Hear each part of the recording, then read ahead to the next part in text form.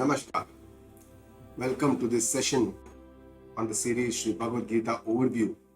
Today we shall be overviewing the Adhyayas 3 and 4. We start with the prayer.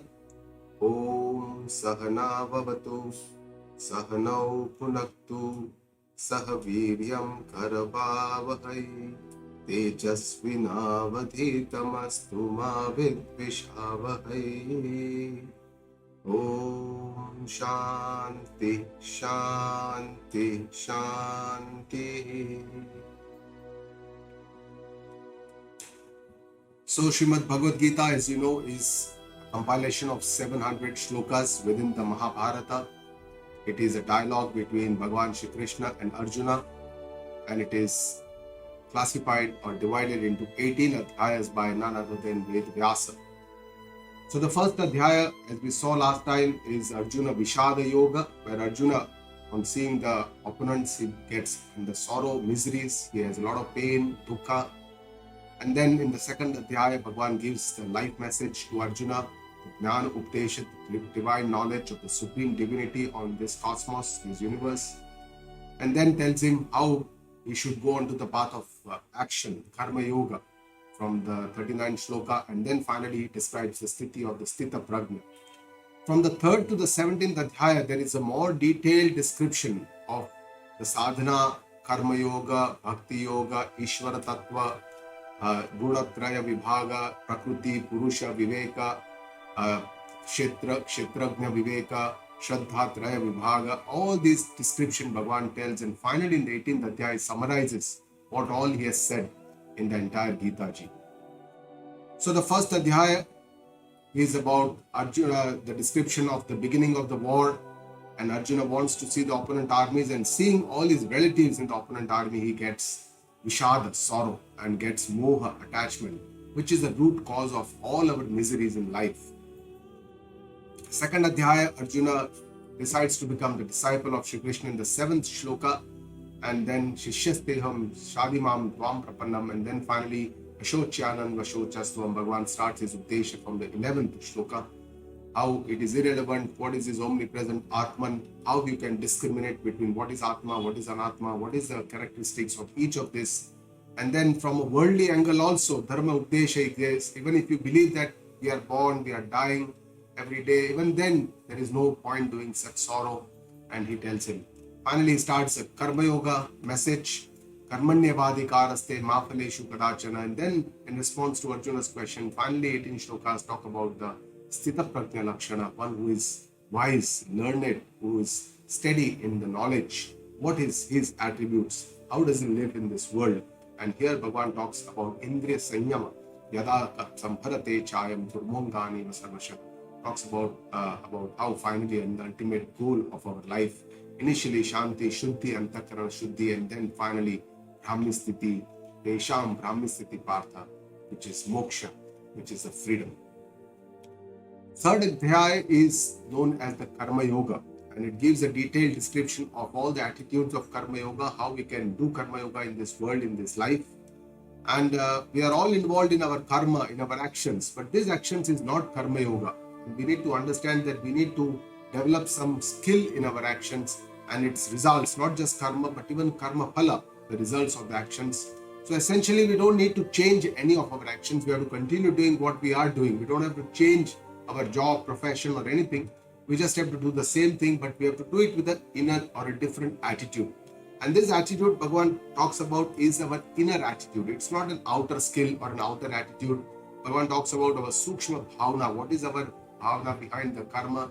And when we receive the karma phala, the results or the outcome, what is our bhavna, that we have to change. And that is the first step in the spiritual journey for Antakarana Shuddhi. So the first shloka of the third adhyaya starts with Arjuna's question. He is confused. In the second adhyaya, he heard about the divine knowledge, Gnana. Then he talked about, Bhagavan Shri Krishna talked about Karma Yoga. And finally again talked about Sthita Prajna or the Gnani Purusha. And that's why Arjuna is confused, that you are saying that Gnana appears to be more superior to actions, but then why do you want to pursue me or impel me into this gruesome battle, Ghora karma? Why do you want to push me into this Ghora karma? Because Bhagavan is repeatedly telling me, Tasmat Uttishta Bharata, you get up and fight this war. And this shows Arjuna's simplicity. He's not able to understand. He shows his confusion where he has a problem. And Arjuna asks for one solution. That's what we do very often. We tell Bhagavan, I don't know how to choose. Please guide me. Please give me one solution. He says, your conflicting words, you are as if moha yasivame. You are deluding my mind. My mind has become moha. There is moha. And then tadekam vadanishchitya. You tell me one clear message. Tell me one thing, whether I should do karma or whether I should go for jnana. You are telling me both this, and which is the Shreya, which is the Param Kalyankari for me, which is most beneficial for me. Arjuna's goal is clear. He wants Shreya. He wants the good thing in life. He wants to elevate his life. And Bhagavan answers and says, Shri Bhagavan Uvacha Lokesmin Dvividha Nishtha Pura Prokta Maya Naga Jnana Yogena Sankhyanam Karma Yogena Yoginam. Bhagavan tells him, you have to choose one out of the two paths that I have already described. So he doesn't give Arjuna a clear answer. He says there are two paths which in this world, Lokesmin Dvividha Nishtha, I have shown two committed lifestyle approaches, Nishtha and Pura Prokta. Many years ago, much earlier, I have said this already. For the Gnana yogis, for the Gnana Nishtha, people who have knowledge seeking yogis, it is the Gnana Nishtha, the Gnana Yoga Nishtha. And for the Karma Yogena, for people who are action oriented, those who are inclined in action, for them Karma Yoga Nishtha. These are the two types of lifestyles paths I have shown already.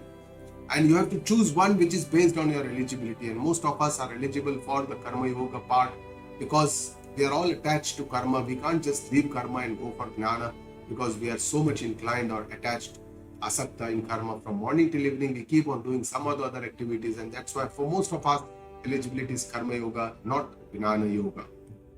So from our commitment to our actions, Karma Nishtha, Bhagavan shows us two lifestyle committed paths. The path of action, Karma Yoga Nishtha, and the path of knowledge, the Gnana Yoga Nishtha.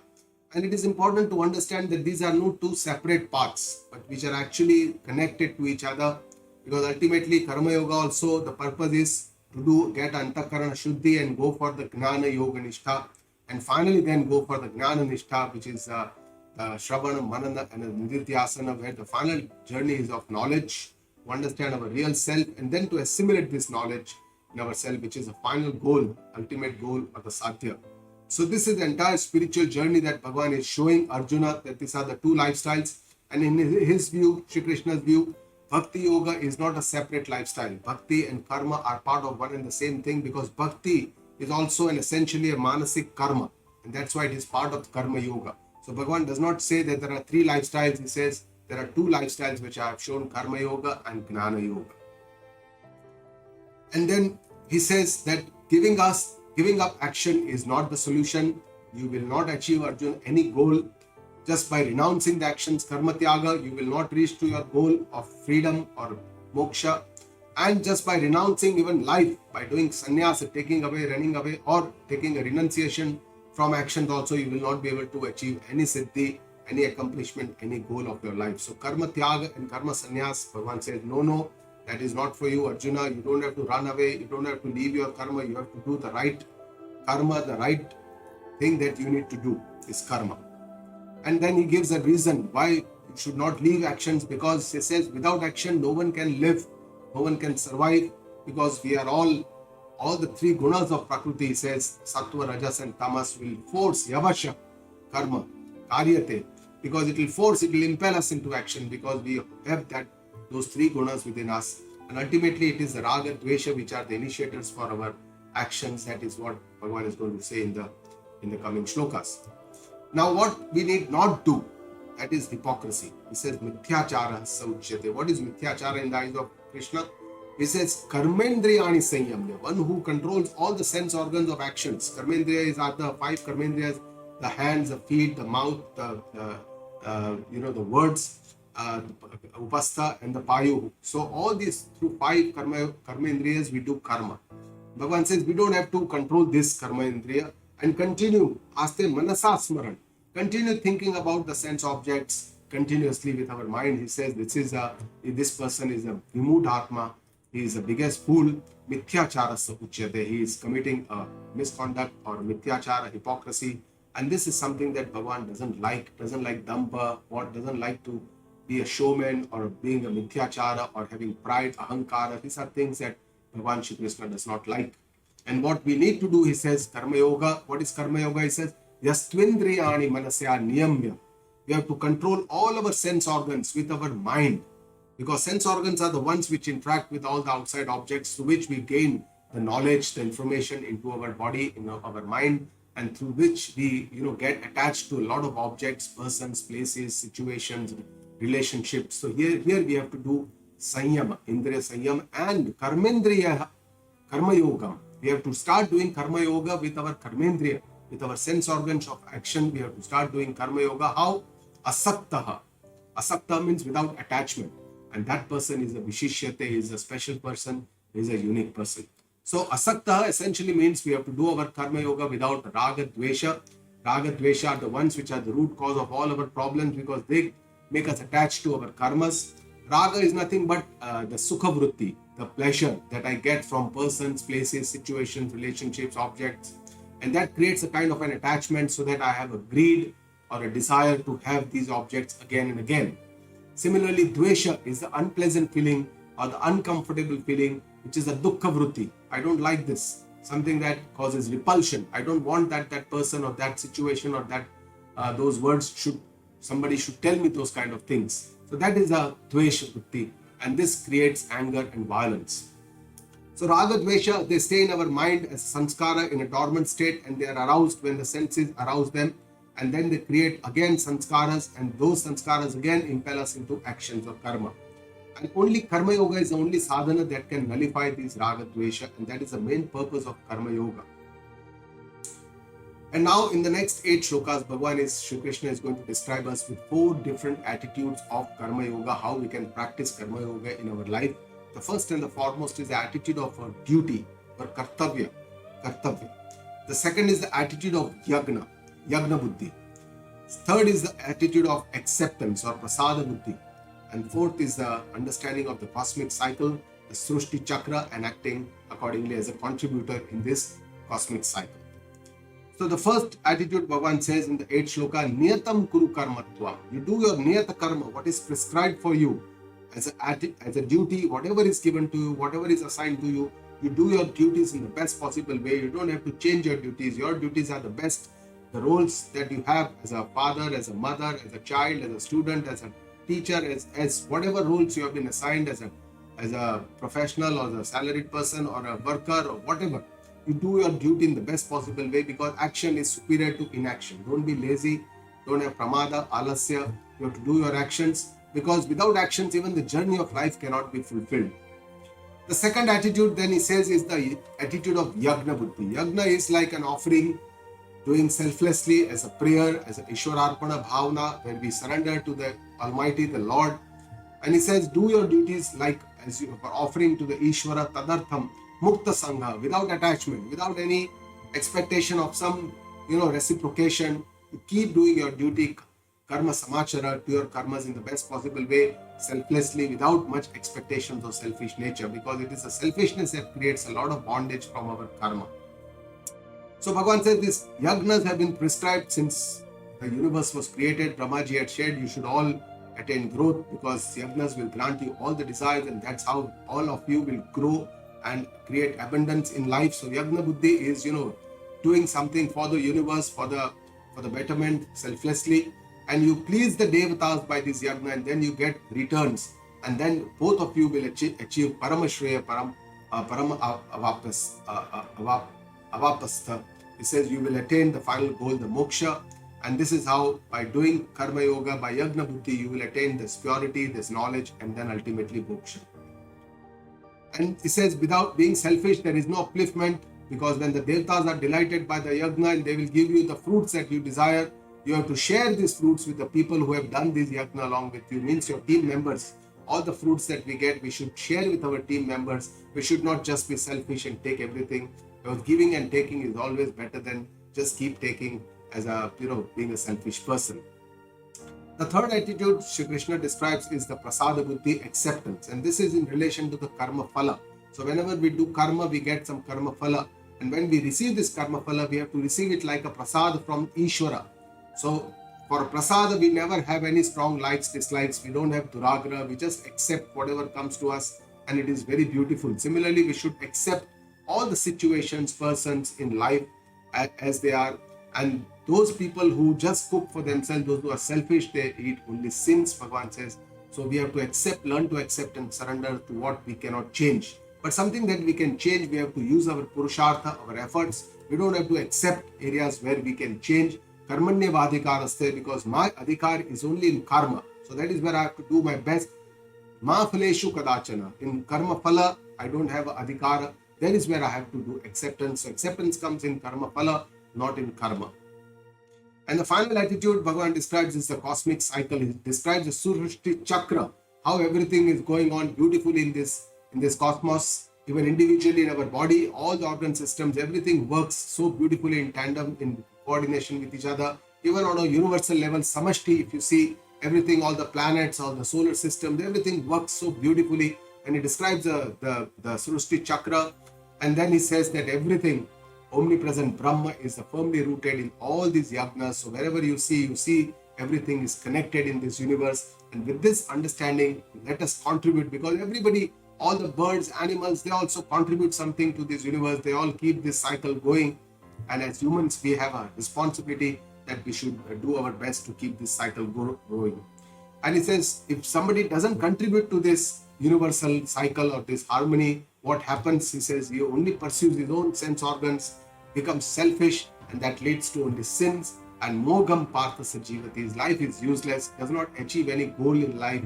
And that's why Bhagavan is trying to tell us that we must contribute to this cosmic cycle by doing the best that we can in our karma.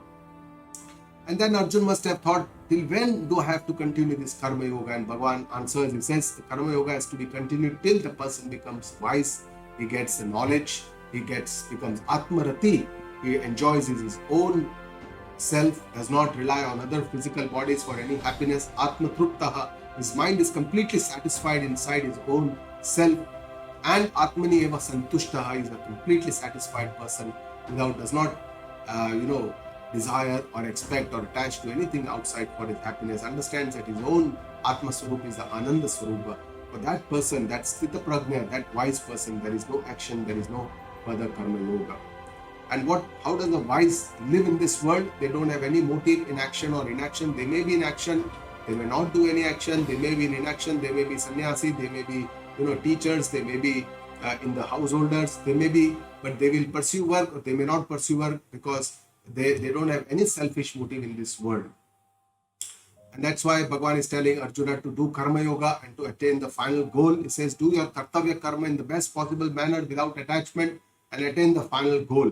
And Arjuna must have thought, how is it possible doing karma, I can attain moksha, that is the final goal, Paramatma or divinity. How is it possible? And Bhagavan is trying to tell him that by karma yoga you'll attain the purity of mind, and then you'll get knowledge, and then you'll get freedom. That is the link. And Shree Krishna is now giving some examples how doing the best karma yoga you can attain to the highest goal of life. He's giving example of Janaka, who by doing his best duties as a king, he was the father of Sita, he reached the highest goal, he had freedom, he became free, and he had moksha. He says only with karma, without any attachment, he did the welfare of the people at large. Selflessly kept on doing karma, and that's why it is in the best interest of you, Arjuna, to do karma, because karma will lead to your purity of your inner mind, which will make you eligible for this Atma Jnana. And then Bhagavan says that great people have a lot of responsibility, most honorable people, because other people will follow their examples, and all human beings will also follow doing the same thing what the respected or the great people, the leaders, are doing. And that's why leaders have a very great responsibility. And then the next shloka, Bhagavan gives his own example. He says, Name parthasti kartavyam. I don't have any duty in these three worlds. Arjuna trishu lokeshu kinchan nana avaptava vaptavyam. I don't have to do anything, don't have to acquire anything, don't have to give anything. Varta eva cha karmani. But even then, I am in karma. I'm doing all my actions. If you see all my life, I've done karma. I've done my kartavya karma. And even though incarnate Lord comes on this and takes a form, human form, karma is necessary. So for us humans, mortals, there is no option but to do our best karma. And Bhagavan says, all follow path of great people. He says, do your karma with a lot of awareness. because all human beings, mama vartmanu vartate, everybody follows the divinity, goes to the roots, back to the roots, and we have to set an example by our own actions. And Bhagavan is now telling Arjuna that if I don't do my actions well, I will destroy the social order.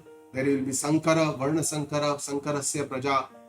If people will be ruined, they will not be responsible. They will be, and I shall be responsible for this Varna Sankara Praja, for destroying the social order of the people. Arjuna in the first Adhyaya had said that if I fight this war, I will develop Varna Sankara Praja. Here Bhagavan is telling me if I don't do my karma, I will there will be Varna Sankara Praja, and that's why we have to do our karma yoga in the best possible way.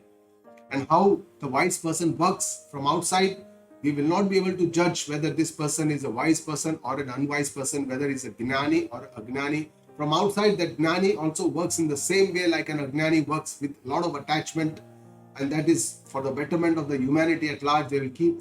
So we cannot be judges, or we cannot judge from outside whether this person is a Gnani or not. And the wise person will inspire all, will not shatter the faith of the ignorant. Agnani will have a lot of doubts, will have a lot of, will have faith here, there, other. So the Gnani Purusha will not destroy this faith. He will try to inspire everyone by his own moral conducts, and will inspire others to follow the path also. And Bhagavan is now telling all the actions, karma, they are performed in the three gunas of the nature, in the Prakriti, the Sattva, Rajas and the Tamas.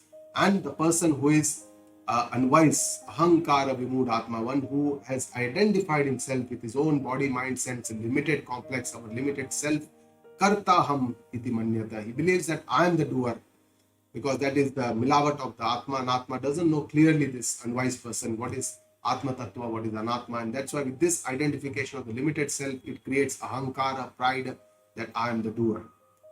And what is the understanding of the wise person? The Tattva Vittu. Tattva Vittu is the person who understands the Tattva. He says, Mahabaho, that great person understands that this is the division of the Guna Karma Vibhaga Yoga. This is the Guna and the Karma Vibhaga, which is all within the Anatma. And he knows that this one Guna operates in one Guna. When karma happens, Guna Guneshu Vartanta, Iti Matvana Sarjate. I am separate, I am the Atma, I am not this Anatma, I am not this Guna. So wise discriminates clearly between what is Atma, what is Anatma, and that's why it does not get attached or bonded to karma. And what is the difference between wise and unwise? Bhagavan says, one who has incomplete knowledge, akritsnavit, is deluded in all the gunas of the karma. They got all involved in all these guna, karma, vibhaga. And one who is krutsnavit, one who is completely fulfilled, does not astray others from the path. Wise knows that this is I am the completely fulfilled self. And shows the path of selfless karma, nishkam karma yoga. To Arjuna, he says, do your adhyatma chetasa, do your journey, surrender to me, and let go of your nirashihi bhutva. Let go of your expectations of the results, the karma phala, and that's what creates a lot of miseries for us. Nirmamo bhutva. Do your action without any attachment and without raga. And yuddhasva vigata jvara. Don't have dvesha. Do best. Just have a samatha, the samatva, and do your karma yoga.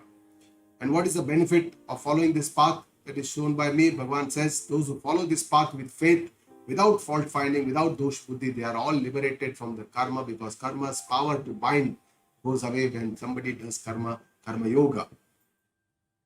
And then those who don't follow this path of karma yoga, what happens? All their knowledge is filled with delusion. Bhagavan says, sarva jnana vimudhanstan vidhin ashtana chetasa. So I know that those persons will be ruined, they will all be destroyed. Destroyed meaning they will not be able to reach their final goal of life, or what the human life is given to us, and that life goal cannot be reached. And now Shree Krishna is telling Arjuna that we are all behaving according to our nature, and where is it that we exercise control? Because a lot of people argue that, this is my nature, how can I change myself, this is how I operate. So everybody, Bhagavan says, acts according to their nature, because we are all made up of Prakriti, Sattva, Rajas and Tamas, or the mixture of all these gunas which make our nature, and we all yield to our nature. Then what is the purpose of self-control? Bhagavan himself is asking, where do I need to exercise self-control? And then he gives the answer. He says, it is in the raga dvesha that all these problems, indriyasya arte, it is in these objects of the sense organs that our strong likes and dislikes, our raga dvesha, are firmly rooted. Tayorna vashamagacche. He says, don't get under its influence. Tauhyasya paripanthinau. They are your biggest enemies. They are the biggest obstacles on your path, Arjuna. Understand that this raga, dvesha that you are having with your relatives, the raga that you have had, and the dvesha that you don't, want to fight, and all these are our biggest enemies. They are hidden within us. Our enemies are not outside. We have to look within to see for our real enemies. And he tells you, Arjun, your duty, your dharma is your best karma, and that is what you must follow. Shreyan swadharmo vigunaha. Your duty is the best. Don't paradharmat swanushtita. Don't try to emulate others. We all have an habit of following others that, this person has become so wealthy, has become so successful. We always try to compare. Bhagavan says, your role, your duty is the best, and death is better than our own duty. It is dangerous to follow others' duties. It says, paradharmo bhayavaha. It is dangerous to even think of following others' duties. And then Arjuna is now asking that why is it, Shree Krishna, Bhagavan, that somebody wants to do something good, wants to improve, but still against my wish, we are forced to draw into committing some papa, sin. And what is it that does not allow us to follow this swadharma that we want to follow? We all have this experience that we want to change, we know where to change, but we are unable to change. And Bhagavan is giving the answer. Shri Bhagavan uvacha kama esha krodha esha rajo guna samudbhavaha mahashano mahapapma vidhyena miha vairinam. Bhagavan says this kama and this krodha, this desires, endless desires, and this anger, they are the main cause for all the sins. They arise out of rajoguna. They are like, insatiable. They just keep coming, one after the other desires. And mahapapma, they are the cause for great sins. Know that these vidyanam iha vairinam. Know, Arjuna, that these are your main enemies, the desires and the angers. And then Bhagavan says how our self-knowledge is concealed by these desires, and gives 3 examples. Just like a smoke conceals the fire, the dirt or the dust conceals the mirror in the image in the mirror, and just as the womb conceals the fetus, similarly these desires, they conceal the true self. And it is in Vedanta, it is said that this ajnan, it hides the self-knowledge, the jnana, and that's why we are not able to know our real Atma Swarupa. And that's why what we need to do is this, to break this ajnana. And here Bhagavan is telling us that the main way how ajnan works in this our life is by creating endless desires, anger, and these are raga, dvesha, are the main problems. And where do they live? These desires, they live in indriyani manobuddhi. They work from the senses, the mind and the intellect. From there, they dilute the person and they conceal the self-knowledge. So we need to understand where they work if we want to strike them and do a change, because these are our real enemies. And Indriya Sanyama is the first step to the spiritual journey. Bhagavan is telling, Tasmatvam Indriyanyadho Niyamya Bharatarshava. O Arjuna, you control all your sense organs, Indriya, and destroy your wisdom by knowing the realities. Gnana Vijnana Nashanam. Papmanam prajahiyenam. Definitely you leave these desires because they are the ones which create a lot of problems for you. And finally he is showing the hierarchy of self-control. Bhagavan is saying Indriyani paranyahu. The senses are superior to the body and the objects. Mind is superior to the senses. Intellect is above our mind. And what is much above all this is our consciousness, the knower of all, with which we can destroy this ignorance. And finally in the 43rd and the final shloka, Bhagavan says, by this knowledge, evam buddhe param bhutva, by this knowledge you perish all your desires with your intellect, by controlling your mind, doing indriya sanyama, conquer all your enemies which give you a lot of pain and miseries. And this is only possible by we meditate on our true real self, Atma Tattva, and that is how we can understand our real self. So to conclude Karma Yoga, there are several attitudes which Bhagavan has presented. He talked about both karma and jnana. Dharma buddhi, come out of akarma and go into karma. Dharma buddhi, do our karma with the kartavya buddhi, with our duties, our values, and as a Ishwara Arpana Bhavana, to please the Lord as if it's the Lord's order. And when we receive a karma phala, we should accept it completely as a prasada buddhi and then do in our life our best options, our nimitta bhava, as we are contributing something to the Srushti Chakra. With this, we come to the end of Karma Yoga. Om Tat Sata Iti Srimad Bhagavad Geeta Upanishatsu Brahma Vidhyayam Yoga Shastre Shree Krishna Arjuna Samvade Karma Yogo Nama Trutiyodhyaya. So now we start summarizing the 4th Adhyaya. 4th Adhyaya is Gnana Karma Sannyasa Yoga. So that means renunciation of our actions by the the self-knowledge. By the jnana, if you do karma sannyasa, that is how, let us understand. So the first three adhyayas, as we saw in the first adhyaya, Arjuna is a real candidate because he does the dharma viveka. He has the delusion, moha, ajnana, and that's why he is the adhikari, is eligible for this atma jnana. The second adhyaya, Bhagavan talks about the knowledge of the self, the karma yoga, and sthita prajna lakshana. In the third adhyaya, we saw how Bhagavan described the detailed attitudes of karma yoga, kartavya buddhi, yagna buddhi, prasada buddhi, and the fourth one is the srushti chakra. And now the fourth adhyaya is the renunciation of the actions by self-knowledge, jnana karma sannyasa yoga. How we can go from karma, from pravrutti towards nivrutti, towards akarma, by our real knowledge, by the jnana.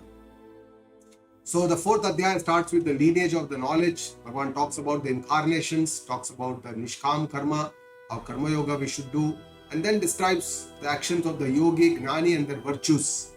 And finally, talks about the 12 yagnas that we can do, and says that the jnana yagna is the best yagna, and finally shows the benefits of the knowledge and how this kind of knowledge can be imbibed. Who is the ideal guru? Who is the ideal shishya? The first sloka starts with Bhagavan Uvacha. Bhagavan describes the knowledge parampara, the lineage of knowledge which has been going on, this knowledge since eternity. He says, this imam vivasvate yogam, he says, this imperishable knowledge I gave first to the sun, Vivaswan. And he says, Adhyaya. Adhyaya means it is imperishable. This knowledge does not change. It's the same knowledge which is we are getting today. Vivaswan manave praha. The Surya passed it on to Manu, who was the first person to be born. And that's why we are all called Manushya. And then Manu passed it on to Ikshvaku, who was a king, and in whose dynasty Sri Ram was born. And this knowledge, he says, became nearly extinct as time passed on. And this Yog Parampara, even the wise kings knew this. Sakalene hamata. And then as time, it became nearly extinct. And that's why Bhagavan is trying to tell that I had to take birth to give this knowledge again to you, Arjuna. And he says, I'm telling you the same profound secret knowledge, the original knowledge, the same one that I'm telling you. Why I'm telling you? Because Bhakto si me sakha cheti. You are my bhakta, you are my devotee, and you are my sakha, you are my friend. And that's why I'm telling you the same knowledge. And Arjuna now asks a simple, innocent question to Shree Krishna. He's confused. He says, you have been born recently. We have been together since childhood. We know you. And Sun was born thousands of years ago. How is it possible that you gave this knowledge to Sun? Arjuna has a doubt and he wants evidence from Shree Krishna. And Bhagavan is showing his Ishwar Tattva. Says Shri Bhagavan Uvacha Bahuni me vyatitani Janmani tava charjuna Tanyahim Veda Sarvani Natvam Vidha Parantapa. Bhagavan shows that Aishwara is all-knower, he is Sarvagnya, and Jiva is Alpagnya, he knows very little. Bhagavan is Sarva Shaktiman, Jiva is Alpa Shaktiman. He says, I have had many births previously, and also you have undergone many births. But the difference between you and me, Arjuna, is that I know all these births, whereas you don't know. Just you are knowing this birth, and that too very little of this birth. You don't know everything. I am the Sarvagnya, I know everything at one point of time, and that is what is Ishvara. And in the next three shlokas, which are the very well-known shlokas of Sri Bhagavad Gita, Bhagavan shows about his avatar, his incarnation, how he takes human form, what is his original form. He says, when does he incarnate, and why does he take a form? What is the reason? But first shloka, he says that his original form of Lord is Adhyaya, Atma Swarupa, Ajaha Api. Ajaha is unborn, is eternal, is Brahma Swarupa by nature. Bhutanam Ishwaropi San. And he says, I am the Lord of all the beings, I am Ishvara. But still, Prakrutim Swamadhishtaya. I take help of nature under my control, Maya. I take under my control Prakruti and Sambhava Myatma Maya. And I take incarnate by my own powers of Maya, which is at my disposal. So whenever I wish, I take this birth.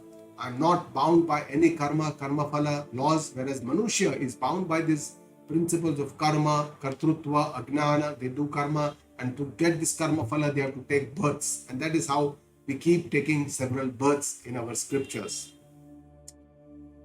And then it says, Yada yada hi dharmasya glanir bharata abhyutthanam dharmasya tadatmanam srujamyaham.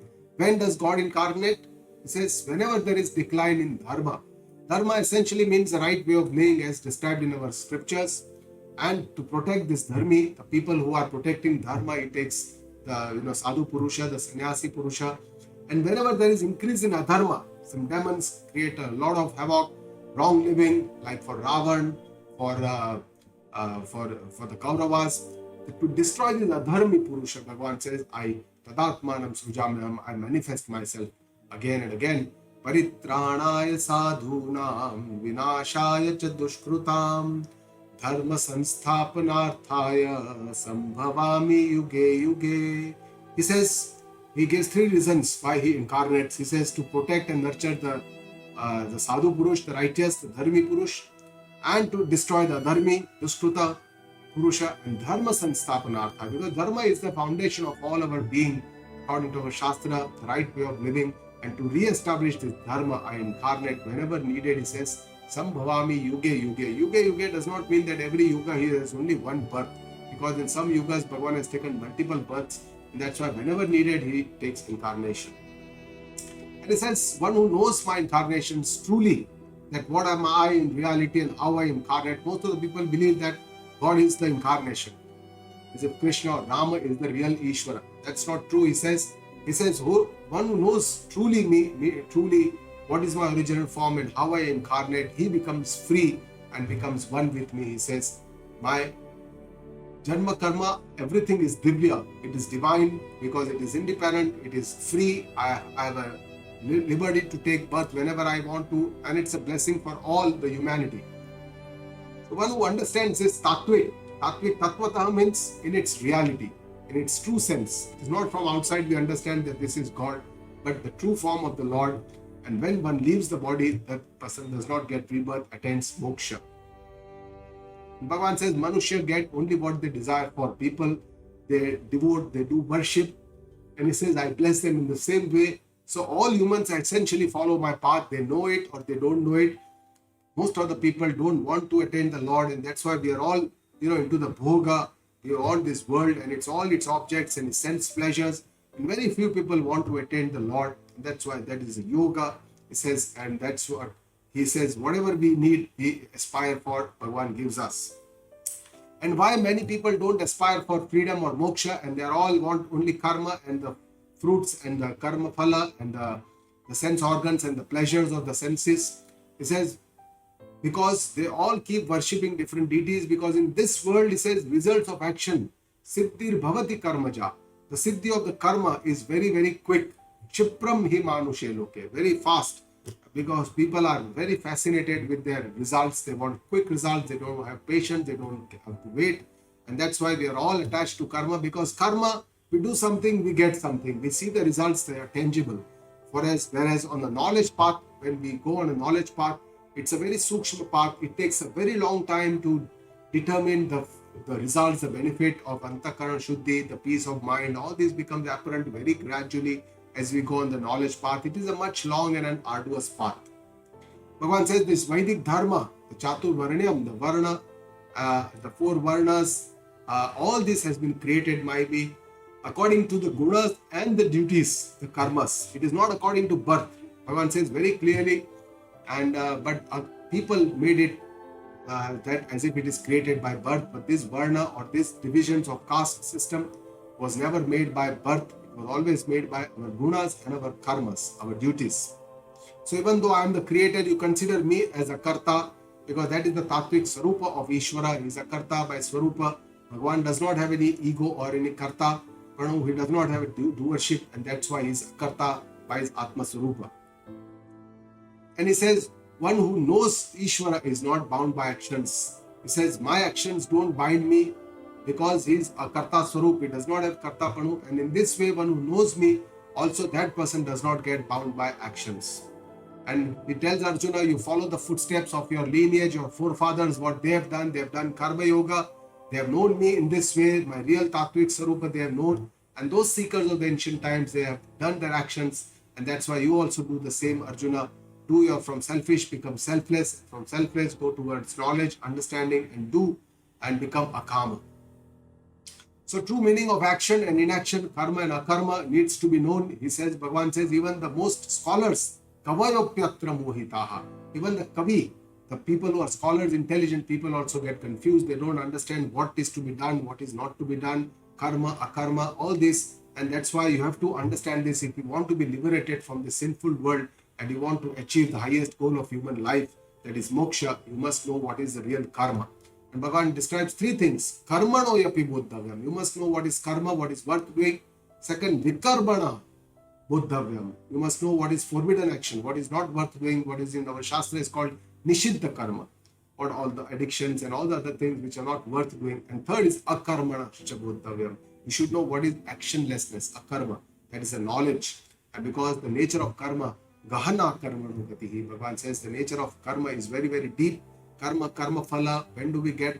What kind of karma if we do? What kind of phala we get? When do we get? How do we get? Something that is beyond human comprehension. And this system is created by the Almighty. It's a very fair and a just system. We may see that it is very unjust because we have a very, very superficial vision. And that's why we can't see a lot of things, the previous, the past and the future. We cannot see, understand. And that's why we feel that but this system is a very, very just system. And it's very difficult to understand. So what is the correct attitude and vision of the wise? The wise feels action in inaction, because while in action, they are already in akarta, atma swarupa, they are in inaction. So this is how the Jnani Purusha lives. This is a very hidden message in the shloka. It is difficult to understand. It can only be explained properly by a spiritual guru. And how the wise person acts, that is in the next four shlokas, Bhagavan is describing that wise, they begin their action very well with a lot of thinking, planning, understanding, without attachment, and they do not act for just fulfilling their desires, because they see the selfless, they are all selfless, they see the God's will, where they need to do, and they do all their actions are burned in the fire of self-knowledge, Jnanagni Datta Karmanam. And because they don't have any pride, they don't have kartapanu, they are akarta, and that's why they are the Jnani Purusha. Because they don't have doership, kartrutva, that's why they don't have bhoktrutva also, enjoyership also they don't have. And they renunciate the fruit of all the actions, karma phalam tyaktva. They do their best, they accept whatever comes to them, like a prasada buddhi. They're always satisfied, they're not dependent on anything outside world for happiness. They are completely swatantra. So even though they are in karma, they are in their atma swarupa, they are really akarta swarupa. They don't do anything else. That's what Bhagavan also had said earlier, that's how he lives in this world. Even though he is the doer of the Vedic parampara as incarnate, but he's still the non-doer. And that is how the wise, they play their different roles in this life, and they understand that they are not this real person, they are akarta atma swarupa. That is what they understand. So the wise person lives very simply, they don't have any sins, they give up all their possessions, they perform actions only for the living, and they don't create any sins. So they are not attached to their karma phala or their kartrutva. Wise person is a very balanced person. They are not bound by their actions. They never have jealousy because they don't compare or compete with others. And they are the samatva, samah siddhava siddhaucha. They are the same in success and failure. And that's why they are not bound to actions. And wise people act with this yagna buddhi. They renounce everything. They are completely free. They are steadfast in their knowledge. And such a person who performs this kind of yagna buddhi, all their actions are dissolved in the fire of knowledge. And now Bhagavan Shree Krishna describes the 12 yagnas, which are as like a means for our spiritual knowledge. In the Vedic parampara, yagnas were done for selfless person, for giving without any expectation of return, and to develop some kind of a sanyama, our restraint, moderation in our life, discipline in our life. And then after describing all these 12 yagnas, Shree Krishna tells us that the knowledge yagna, the gnana yagna is the shreshth, it's the best, because it is the sakshat sadhana for moksha, for the freedom. Whereas all the other sadhanas like karma yoga, bhakti yoga, ashtanga yoga, all these are complementary or sahayak sadhanas. And then finally he describes how we can actually acquire knowledge, who is the ideal shishya, the seeker, the ideal guru, how they should be. In the final shlokas, he describes all this. He starts with this very well-known shloka, Brahmarpanam Brahmahavihi Brahmagnau Brahmanahutam Brahmaiva tena gantavyam Brahma karma samadhina.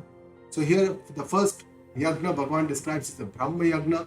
where we can have this Brahma Buddhi. Brahma means the eternal universal consciousness. So if you can see all these consciousness everywhere, in all the objects of yajna, all the materials of yajna, in the fire of yajna, the person who gives the yajmana, who is giving the offering in yajna, all the fruits that are obtained in yajna, everywhere if we can see Brahma, that is a Brahma Buddhi. In all yajna Buddhi, we should have Brahma Buddhi. That is what Bhagavan says. This is the ultimate goal. And this goal can be achieved by many ways. One is devotion. Devotion also one of the yajna. A lot of people do a lot of devotion. Some people give their own ego in the fire of Brahman, and that is also, these are all the different ways of upasana. The third, Bhagavan talks about the Gnanendriya Sanyama, and then the renouncing the seeking of the objects, a lot of desires. That is also one of the yagnas. This creates a kind of a discipline in our life. From Swachhanda, from independent, we become more aware, we develop more Sanyama, moderation, restraint, and then we go to development of what is called as independence. That is a true independence. That is called Swatantrata.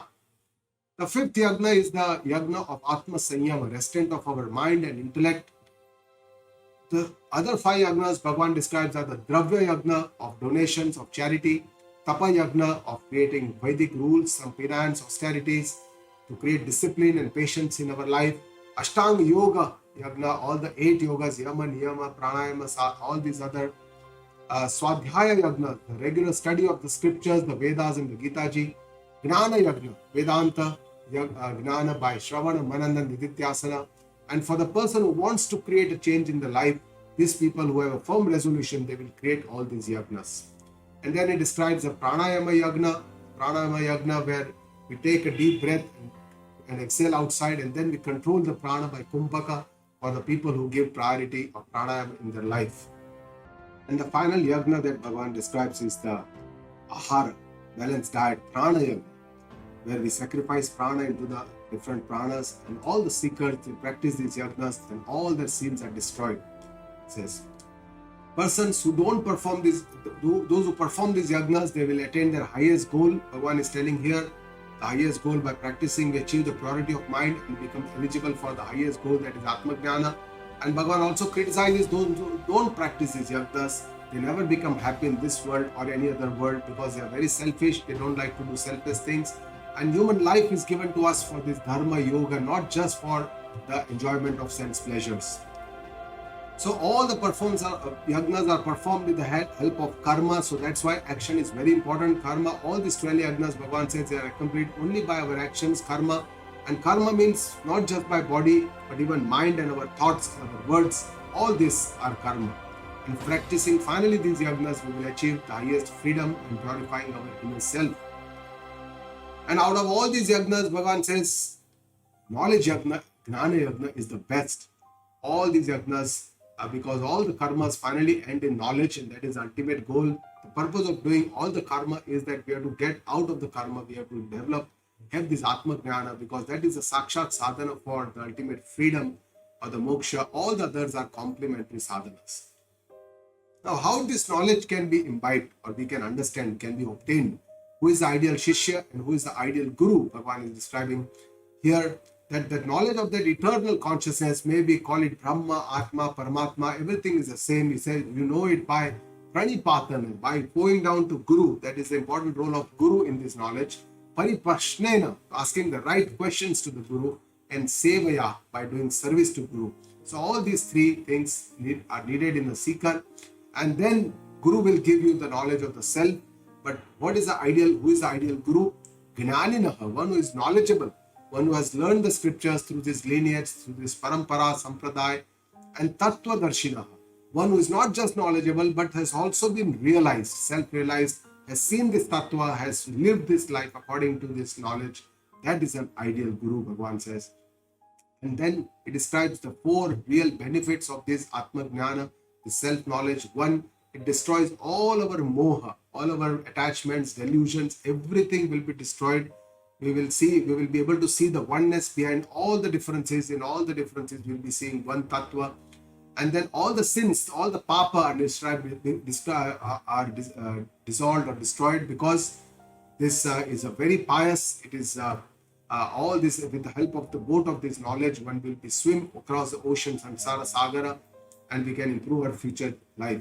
All the karmas are also destroyed because sanchit karma, agami karma, prarabdha karma, all these karmas which have to be given to go fruit, because this kartapana does not remain, the kartrutva does not remain by the knowledge, and that's why all these karmas are also destroyed, will be burned in the fire of knowledge. And malanash, destroying of all the impurities. And there are three types of mala. One is called the raga, dvesha, the vikshepa, and all these are the different types of impurities in our mind, all the desires, incessant desires, the shad vikara. So all this, it takes a long time for a yoga sadhana, kalenatmani vindati, because it takes a very long time to develop a pure inner self, and spiritual path is not an easy path. One has to keep on doing, needs a lot of patience and a lot of efforts. And who is that ideal seeker who will gain this knowledge? Shraddhavan labhate gnana. One who has a lot of faith in the Guru, in the Shastra, in the Ishvara, will get this knowledge. Tatpara labhate gnanam. One who is tatpar, one who is continuously putting in efforts, eager, and keeps on doing dhyaya spashtata, and commitment to the spiritual journey, one who keeps on doing something or the other. And sanyatendriya, one who has senses under control, one who withdraws all the senses as vairagya and surrenders to the Lord, who develops his bliss instantaneously. And then one who is not eligible for this Atmajnana, Bhagavan says, the doubting mind. Sanshayatma vinashyati, Bhagavan says, one who has no faith, keeps doubting. Ashraddhadana, who has no faith, and one who keeps doubting never becomes happy in this or the other world. So Sanshaya is one of these doubts. It should be based on the faith. It should not be based on Ashraddha. If it is based on faith, there is definitely doubts are good, welcome. There can be questions asked to the Guru, and Guru will clear our doubts. But it should be based out of our faith in the scriptures. And what is the final benefit of this Gnana Karma Sannyasa Yoga, with one who has renounced all the karmas by this knowledge, Gnana Yoga, Karma Sannyasa, that all for this Gnana Sanchinna Sanshayam, all the Sanshaya will be destroyed by this Gnana. And Arjuna, he says, one person who has known their true selves, they do not get attached to karma. And from Karma Yoga, we have to then go towards Gnana Yoga. That is the purpose of this Adhyaya. And in the final shloka, Bhagavan tells Arjuna, that's why what you need to do, Arjuna, that this ignorance, tasmat ajnana sambhutam, ritstham gnana sinatmana. All this ajnana that is very well in your mind, in your intellect, in the hridayasthala, Arjuna, with this sharp sword of knowledge, you have to chitvainam sanshayam yogam. All these doubts you have to destroy. Atishta tishta bharata. You stand up, get ready to fight this battle, do your karma yoga, because this is not the time to renounce the world. This is not the time to sannyasa. You have to get up and do your best actions. You have to do your karma yoga. Even our Upanishads tell us, Uttishta jagrata prapta varan nivodata. Arise, awake, and don't stop till your goal is achieved. These are the words which were made famous by Swami Vivekananda. Do the karma in the best way with a lot of understanding. Ultimately, then you have to aim for the knowledge, and then you have to reach your highest divinity, the attainment of the highest goal, perfection. That is what human life is given to us for. So essentially, coming to the end of this Gnana Karma Sannyasa Yoga, renunciation of the action by self-knowledge leading to freedom or moksha. For the unwise person, both pravrutti as well as nivrutti are both called karma. But for a wise person, pravrutti and nivrutti are both called akarma, because while doing that pravrutti and karma, nivrutti, they are still in akarma. They are still in the Atma Swarupa, which is akarta. And that's why they know that karma happens in this limited complex of the guna, guneshu vartanta. Bhagavan has already said guna karma vibhagashaha, body mind complex. But the true self, my Atma Swarupa is akarta, it is akarma, it is sakshi, it is an observer. It does not get attached to this karma and karma phala. So in life, what we can do is we have to completely, clearly keep doing our duty, kartavya karma, in the best possible way, doing karma yoga, and keeping our vision on our own real self, akarta, Atma Swarupa, without getting attached to this karma. We have to keep doing it, and if we keep doing it like this, karma ultimately will fall off like a ripened fruit when Gnan happens. We don't have to actually retire or take away karma or do karma tyaga or karma sannyasa, which Bhagavan says you should not do. It should just fall off like a ripe fruit when there is adequate knowledge, when the Gnan tells us that whatever you have done is enough, that fulfillness will come, and with this we'll be able to renounce all the karma by our knowledge. Come to the end of the fourth Adhyaya.